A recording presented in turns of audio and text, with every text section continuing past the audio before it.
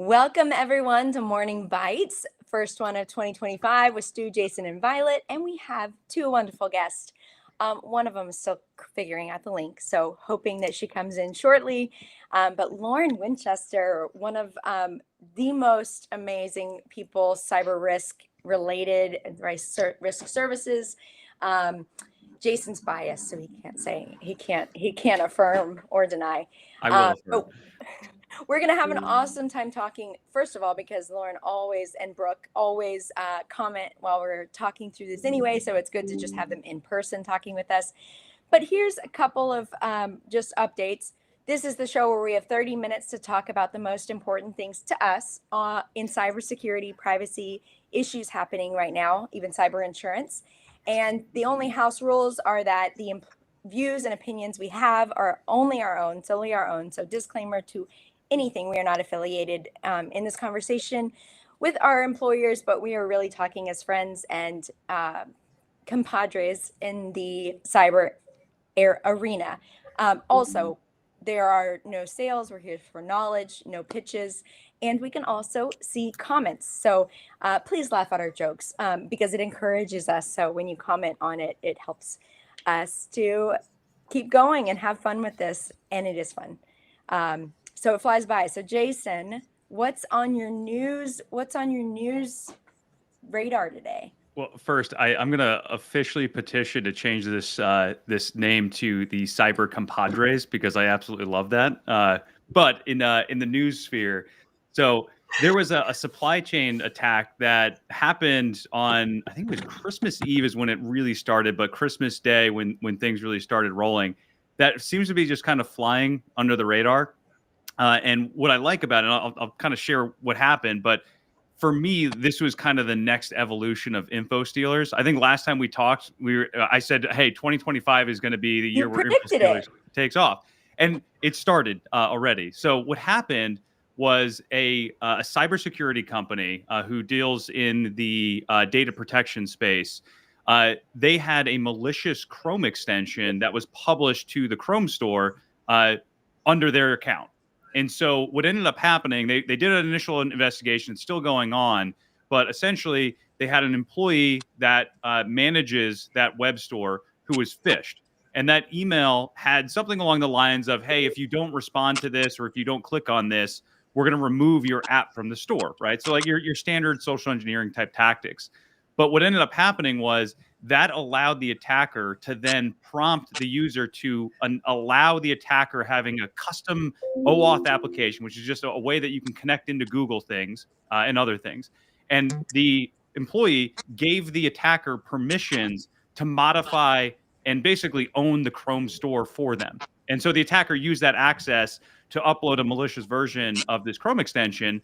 And that Chrome extension, for anyone that downloaded it or updated it, they were able to go and steal credentials. And for whatever reason, this is kind of like the stupid thing that happened with the attacker. They only were trying to steal Facebook credentials. So they could have gone and done a lot more bad things, like stealing. Maybe it was plaintiff's counsel. What's that? Maybe it was plaintiff's counsel. Yeah, Brooke's in it now. Yeah, so like the Chrome extensions for me, like this is just another way that attackers can try to get in and steal credentials. But it's like your typical supply chain attack where they went into a company and they did this to, I think it's like 33 companies got impacted in a very similar fashion where their Chrome extensions got compromised, all trying to steal these credentials. So we're starting off 2025 with a nice little bang here. You sound really hot and heavy with this, like this exciting news, and you're very passionate about it. I don't think I've even read. That's what I'm saying. It's kind of flying under the radar.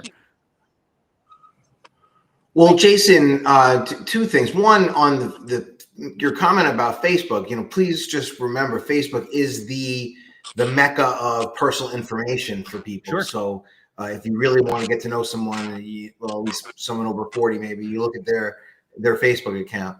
But then my question for you is what is, for the people, what is the easy solution to prevent these types of attacks? Is it just changing your passwords regularly or having strong credential management policies? What is your thought there? The challenge with info stealers is that they are starting to steal session cookies, which even if because my default thing would say use strong MFA, and that, like, I will always stand by that. But if you steal that session cookie, that's basically your hall pass to get into the application without having to be reprompted to log in. An attacker can steal that, insert it into their own browser, and log in. And so even when you are using MFA, it doesn't really matter. So the key thing is you still want to use unique passwords. You still want to use MFA. You might want to just consider not keeping yourself logged into your websites all the time, because that's really the way that these session cookies allow these attackers to get access in. And so that's something where, like, convenience versus security, that's going to be a tough one. But it starts with, make sure that you're not trying to download random Chrome extensions, that you're not giving permissions to different applications that you're installing that you don't need. So it's just being really vigilant and just kind of stick to the basics. And, hopefully you can avoid most of these things. And how are companies able to protect against this? Is there an easy way for companies to restrict what Chrome extensions can be downloaded for employees? Yeah, so it's a lot easier for companies to do this, where, one, you have to make sure that you're using a managed Chrome browser, so that not every company has that. But if you have that, you can prevent any unauthorized Chrome extensions getting installed. But the more important thing is, companies, if you're using a single sign-on solution like an Okta or whatever else vendor you're using, you can prevent how long those sessions are valid for. And so instead of allowing those sessions to say M365 to be open forever, you can condense that down to a day, maybe 8 hours, whatever it is. You got to look at what the risks are. But companies have more configuration options to try to protect their employees. Cookies and hall passes. Got it. Jason just loves a new attack vector. I absolutely do. And, it's cookies. It's seasonal, right? So it's the timing was spot on. Oh, it's like gingerbread. Ew. Cookies or gingerbread attack. I don't know. I'm trying to make something it's not. What's going on in your world, Lauren? Privacy. Bring us to privacy. Oh, I love some good privacy news. So yeah, just after or just before New Year's, HHS OCR on December 27th issued a notice of proposed rulemaking where they're seeking to update for the first time in over 20 years the security rule under HIPAA. And the proposed rule is going to be officially published on Monday, on the 6th, and then the comment period will start for 60 days. And this impacts all HIPAA covered entities and business associates if it, becomes final. And it's also, by extension, impacting all U.S. residents, right? Anyone involved in healthcare, really. And so when I was looking at this, I was kind of like, well, why now, right? It's over 20-year rule. It's been outdated for 20 years because that's how security works. I think it really stems from, Biden's 2023 national cybersecurity strategy. Also, HHS had a healthcare sector cybersecurity concept paper that they did. And so this is feeding off of that. Obviously, there have been tens of thousands of cyber attacks against healthcare organizations since the original rule was published. And the reference security controls are super outdated. What's new in this 400-page proposed rule? It's really getting rid of a distinction between addressable and required controls. So, a lot of the controls were viewed as addressable. They weren't required. They're going to get rid of that. They're going to say a lot of these controls are just required. And you'd have to have limited exceptions to having them in place. They're adding. Lauren, can I ask a quick question? What Yeah. was the first word in the 400 that you control find? What was the first thing that you were curious about?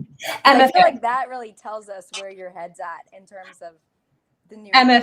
I was just like, are they now requiring basic stuff that everyone should be aware of? And that's what this kind of goes to is nothing is like earth shattering in what's being required, right? Like, you've got requirements for MFA, patch management, network segmentation, limiting login attempts, maintaining an accurate inventory and network of your tech assets.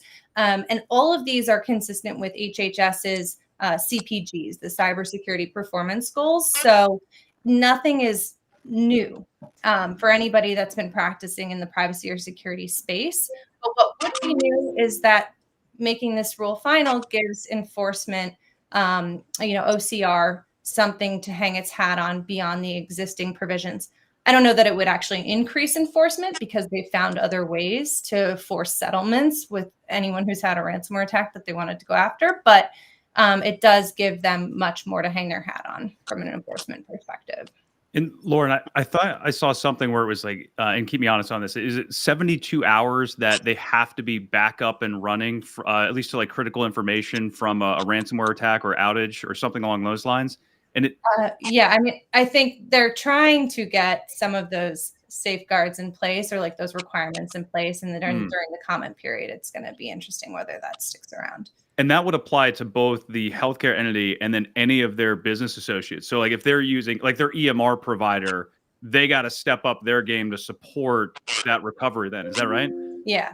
But I do anticipate, the rulemaking process is going to not only have comments, but a potential pushback from industry. And so, something like a 72-hour backup and running is really hard to accomplish. As we've seen, many of our healthcare data attacks have gone way past that amount of time. So remains to be seen what can actually stick. We represent a lot of HIPAA covered entities and business associates, and we have conversations with them following incidences about their posture going forward. And we've heard complaints over the years about the ambiguity that there is in the means and methods of cybersecurity being left to the individual company. And it's almost like a guessing game. Like, did you do enough to be to have those goals, as Lauren said, if you're ever in the unfortunate position of being scrutinized. So one of the pushbacks I presume we'll see is from the industry, and I can hear some of my own clients saying these things, is, well, what about the cost? We're going to have to bear the cost of these improvements or these updates, and there's no, it's a mandated improvement. There's no trade that I get and benefit as a result. The pushback to that, or the response to that, would include I think that if you have clear requirements such as MFA, which has always been sort of out there as a best practice but not mandated, you would have a sort of minimum amount of compliance that you can achieve, and you can ascertain what the cost is in a more quantifiable way. So they also pointed out at least in the the statement before the rule, was that there's been in like 3 years 100% increase in the amount of reported cyber incidences in the last 3 years. So that is noteworthy. So, but reported doesn't mean for those reasons. I mean, the jury's still out with the rulemaking, but I'm interested to see how that all shakes out. Also, is there? Sorry, Violet. Go ahead. Go ahead. Is there a grace period that's like being noted in this rule in terms of how long they have to comply now that it's a mandate versus something that's addressable? I didn't see that. I didn't read all 400 pages of, but I'm Oh, no. sure there will be a There's a period long of time before which Yeah. it becomes final. Obviously, right now it's not even final; it's just proposed. So, putting dates out there wouldn't be accurate right now. But yeah, I mean, I think the main questions this poses for me too are like, what about small businesses in the healthcare industry and healthcare adjacent business associates, and the cost perspective? Stu, to your point, like many large healthcare entities shouldn't be able to claim this is cost prohibitive. They should be doing this already. And it aligns nicely with our goals as cyber insurers, right? Like we want to be able to have elevated controls, and a lot of these controls are not new. But I think what the cost toll would be heavier on smaller entities, obviously. Brooke, are you thinking what I'm thinking? And like, are they beefing everything up because Chevron fell? Like, is this the agencies also just going, we better put the lines in the sand? Like, let's get out there. Do you think there's going to be challenges? I am, and I'm also wondering how certain decisions will play out, right? Like, taking the teeth out of like civil enforcement. Like, how does the SEC decisions, how is this going to play out with other agencies and regulatory agencies going forward with respect to how is the OCR really, are they really going to go after these people? Are they going to have the ability to, or are they going to say, okay, really, this is a civil matter, and there's going to be more of a proliferation, right, of third-party lawsuits instead of regulatory issues. I mean, there's a whole host of things that we can go down a rabbit hole from this. Like, we just don't know, I guess. I love when you talk legal to me, Brooke. It's so wonderful. It would give more teeth to the lawsuits, right? If there's a more established set of industry standards. Not that they don't have that from other industry standards, but they'll, plaintiffs' counsel will certainly point to any final rule here that dictates more security controls. I feel like there's a ping pong too that's going to still waste money, because you think about, like, it's going to go the way it goes now until someone does challenges. We haven't seen a ton of challenges. Like, we haven't seen a whole wave of challenges yet against the agency's enforcement. But there's got to be some like learning curve that's going to be a year or 3 years of, well, we do it this way. Do we do it the way we were doing it? Do we do it this way? And having to go backwards and rewalk the legal process is going to cost money. Well, let me ask you all. I mean, another observation I've had is that the sophistication of the consumer is far greater now than it ever has been, in as far as cybersecurity issues generally speaking, especially in the healthcare industry.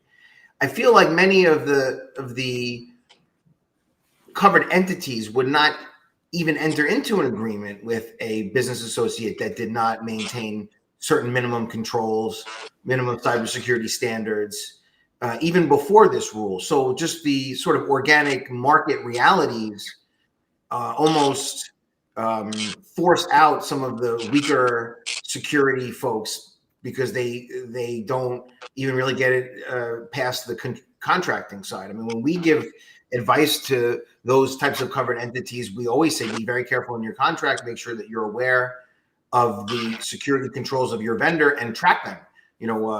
Meet with them quarterly, or talk about it from time to time.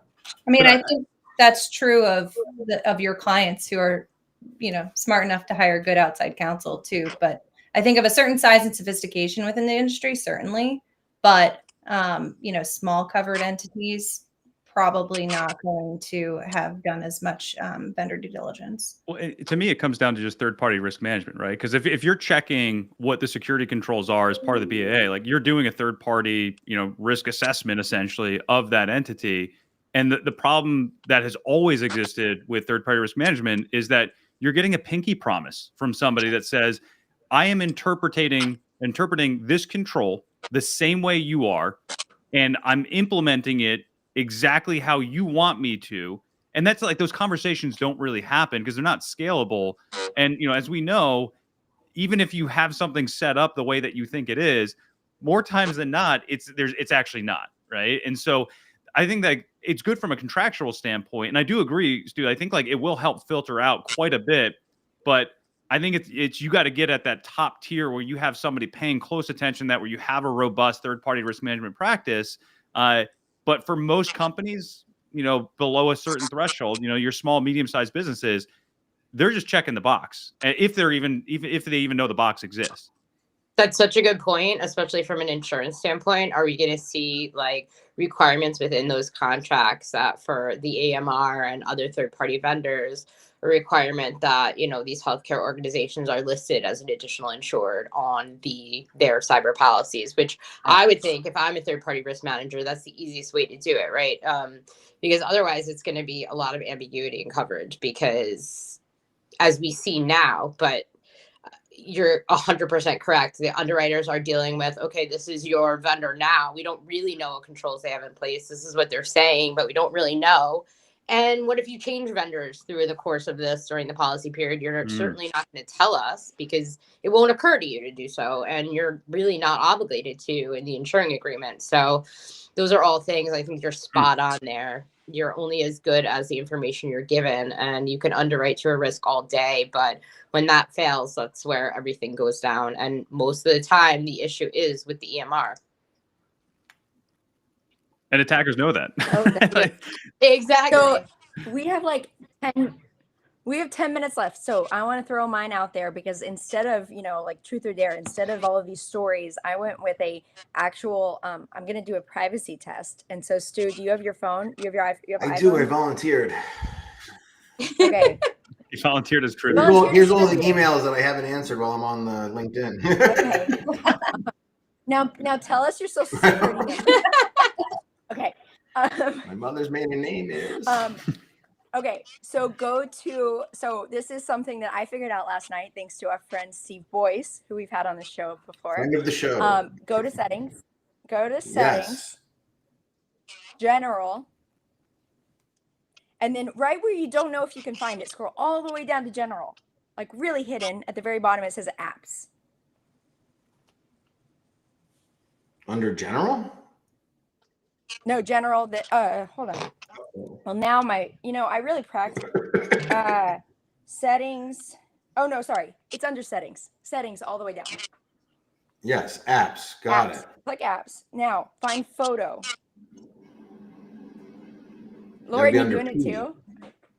All right, photo. Yup. Now click photo and scroll down to the very, very bottom of that section. Yup. And it says enhanced visual. Well, now you made me lose it because I had to go backwards. But what does it say? Enhanced visual something, and it's already opted in for you. Yes. Read what it says. Read it to the It says, class. allow this device to match places in your photos with a global index maintained by Apple, so you can search almost any landmark or point of interest. Oh, That's so we're terrifying. I have to tell you that is photos? not shocking to me. You're gonna send all your photos back to Apple? Just so Yeah, but do you know how have a better convenient it is to search in that window for like places that I've been to? And I'm sorry, I'm not shocked. I know, but also like there's no transparency. And you remember Apple? They say they You had just showed it to me. It's very transparent. Well, I mean, but you didn't know how many times. Maybe there was no announcement, but I. You think when you have location services turned off that it wouldn't pick up that. However, I do realize, like, looking at my photos, sometimes they just add in a place, right? And they have for quite some time. Like, it'll be like, my family will be in Cape Cod, let's say, and I'll be like, adventures, they'll send you those stupid videos. They'll be like, adventures in Barnstable. And you're like, well, how do you know I was in there? Like, I didn't even know that's what the town was called, but cool. So I guess it makes sense that was a thing, and it's probably been there for quite some time. But it's not about the places. It's not about you labeling it a place. They're literally taking the place from the image. Oh yeah. That, and it makes sense. Like, that's how they would get it, right? They got it from the internet. They certainly didn't get it from me, or they got it from the GPS. No, I'm saying they're going into our photos. Right, they're getting it from like my phone's devices. But you think that your location services being off would block that, right? But right. Like I should have realized if I disable maps, I'm okay, but not if I have to go and disable all the location data collection from each individual app, including photos. See, this is where you just use Google products, and then you just know all your data is already gone anyway. So, well, what about the DNS peace of mind? That's what I mean, bring it back. Jason. That's exactly right. I mean, if you sign on to any major tech platform, it's over. Like, I mean, it's just modern life. I mean, I'm having a hard time, like, if I even want to switch it off right now, right? Because, like, I'm kind of enjoying the memories by location videos. Like, I don't know, I get sappy at night, the kids conk out, and I'm like, I think I miss them. And I'm like, oh, show me memories in London. Oh, it's skiing. Yeah, skiing. Yeah. I think I miss them was the line for me. But I think, Violet, to your point, it's like you don't even know this is happening until, like, you have somebody who is paying attention to privacy flag that. And honestly, I don't even know how you change it because there's so many features that come out. I think it would just cause consumer confusion. what I really want to do, and I was hoping to have this done so I could post it after we talked, was like, I want to write out that experience, but what I really want the front page cover is to be that Apple billboard that used to say, you know, we don't do anything with your data. We take privacy seriously. They've had that whole privacy campaign that they put on the side of buildings, even at privacy conferences, that's like, trust us. Well, trust us to keep doing the same thing everyone else is. Well, it's interesting too, because a lot of like these new AI features that are coming out, a lot of people, and I think Apple is actually one of the leaders in this, is that they're trying to do as much as they possibly can on the device locally so that you don't have to send anything back. But this one does send it back, right? Like, isn't that what it means? Well, maybe it doesn't, right? And I haven't looked into this enough, right? But if you're uploading your photos to iCloud, they're already there, right? So what are they doing with them at that point? I don't know. Like, so wait, this is the part that I saw. So Steve actually sent me a security researcher, not just a privacy person, that looked into this. So I was reading the article, and it said specifically, when it says allow this device to privately match places in your photos with a global index, that indicates it's sending it back. That like that global index maintained by Apple is saying that it's moving off local. That's my understanding. But that's only a comment that I read in. But from like a shock factor, is that any more or less shocking than other social media apps that when you grant permissions, you're granting those apps permissions to knowing to track your activity on every other app that you have on your phone? I mean, once you read that policy and you're like, okay, I mean, what else can you expect at that point? I just want to be able to be illogically mad about privacy. I mean, but in there, when you click learn more, it does say they are hiding IP address, prevents Apple from learning anything about your photos. And, you know, most importantly, it does say right at the top, Photos is designed to protect your privacy while delivering a personalized experience. So I don't know. I think it's FTC is going to have fun with them. I know. They said they care about security, so we're good here then, right? Yeah, like, we're good. You know, yeah, obviously. Yeah. Consumer CFPB never happens. Yeah. Yeah. Brooke, what have you been thinking about and dreaming about in privacy and cyber insurance? I've been dreaming about so many things. I mean, we had discussed this like briefly, but what hit me, and there was, it was a little quiet to think about, but how in the irony of ironies, and I'm not sure if this is in the Alanis Morissette version of irony or actually ironic, is how the US Treasury was hacked by China via Beyond Trust, which their entire purpose is to basically protect entities from threats such as this, and to basically protect against identity-based threats, especially in highly sensitive organizations such as, I don't know, the federal government. And yeah, so basically Beyond Trust was taken offline, and they realized that the vulnerabilities that were exploited were basically just critical command injection vulnerabilities, which at this point in 2024 are really common application flaws that are easily exploited and should not ever be, especially where the US Treasury Department is concerned, and we're talking about China, should ever be exploited to gain access to the US government systems. So that's like pretty scary in my opinion, especially since, I mean, not just China, but any foreign government. And again, it goes back to, we could tie it back again, the third party vendor management, but you're supposed to be able to trust some people, and Beyond Trust has that reputation, and it's just terrifying. And they don't know, that's the thing too, is they don't exactly know what was compromised, and they don't know exactly what was taken. And it looks like they are able to take an authentication key and use it to bypass the Treasury system defenses and get access to the workstations. Now it looks like, and they're saying that it's pretty benign, and there's nothing really that was, nothing was exfiltrated, nothing was really seen, but how do we really know that, right? So it's just a slippery slope, and they really need to get on. The government just really needs to get with it, and I don't have an answer for it. I just was really alarmed by it. I think Jim's comment sums it up. Just nothing to see here. Nothing to Yeah. see here. Everyone just Basically. keep moving. So Stu, it can find purpose in pen testing all the government vendors. Go for that. Stu, you want to close us out here? Because we didn't get to let you. No, I'll tease it out for next time. So I'm next show. I'm going to talk about the dead internet theory.